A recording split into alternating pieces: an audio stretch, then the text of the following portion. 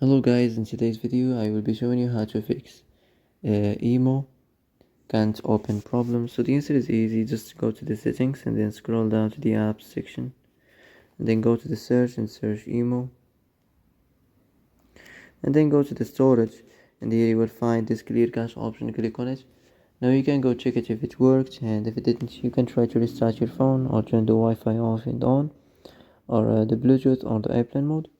Also you can try to clear data, but be careful. If you clear data, all this application's data will be deleted. This includes all files, the settings, the accounts, the databases, etc. So be careful if you want to clear your data.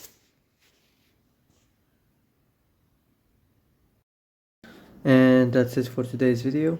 I hope this is the answer you've been looking for. If you like this video, don't forget to like and subscribe, and see you in the next video.